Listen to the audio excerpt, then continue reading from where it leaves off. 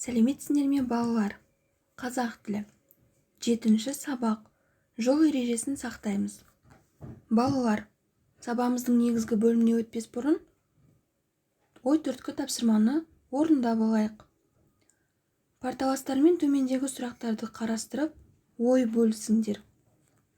Көлік адамға не үшін қажет болады деп ойлайсың? Адамзат көлікті қай кезден бастап қолданған? Көліктің қандай түрлері бар? Машина, трактор, ұшақ, кеме, көлік. Жылқы мен түйеші қайсысы мықты? Қайсының қандай артықшылықтары бар деп ойлайсыңдар? Ендеше осы сұрақтар көлемінде WhatsApp желісінде өз ойларыңды айтыңдар. Балалар, сабағымыздың негізгі бөлімі тілдік бағдар. Сын есімнің заттануы. Біріншіден, сын есімге көптік, септік, тәуелдік жалғаулары жалғанса, сын есім зат есімнің орнына жүреді. Сын есімнің зат есім орнына жұмсалуы сын есімнің заттануы деп аталады. Мысалы, ақылды. Кім байқап сөйлейді? Кім байқап сөйлейді? Ақылды байқап сөйлейді. Ақымақ шайқап сөйлейді. Кім шайқап сөйлейді? Ақымақ шайқап сөйлейді. Дәл осы сияқты тағыда мысалдар келтірілген. Екіншіден, сын есім барыс, табыс, жатыс, шығыс, көмектес септіктердің жалғауын жалғап заттанады. Мысалы, жақсымен жолдас болсаң, жетерсің мұратқа. Жаманмен жолдас болсаң, қаларсың ұятқа. Кіммен немен?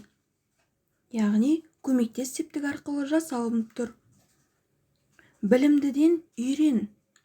Кімнен үйрен? Білімдіден үйрен. Шығыс септік арқылы. Үлкенге құрмет, кішіге ізет.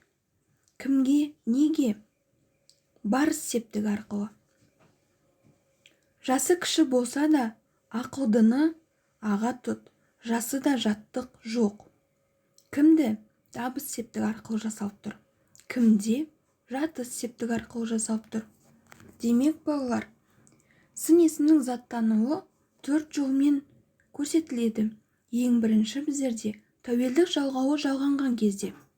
Яғни, жердің көгі көтеріліп қалыпты. Екінші жағдайда, ілік, барыс, табыс септіктер жалғаулары жалғанған жағдайда. Одан кейін көптік жалғаудың жалғауы жалғанған жағдайда. Яғни, тар тер, дар дер. Жатыс, шығыс, көмектес септіктері жалғауы жалғанған жағдайда. Ендеше, балалар, осы тілдік бағдарымызды ары қарай талдау мақсатында 7-ші тапсырманы орындайық. Ол үшін жұмбақтардың жауабын шешейік. Олардың сыртқы бейнесін сипаттап, айтып, жұмбақ мәтінінен заттанған сын есімдерді тауып, жасалу жолдарын түсіндіріп көрейік. Ал үй тапсырмасына 8-ші тапсырма. Құрамында заттанған сын есімі бар 5 мақал-мәтел тауып, жазып келесіңдер. Берілген тапсырмаларды орындау үшін WhatsApp желісіне кері байланысқа шығайық.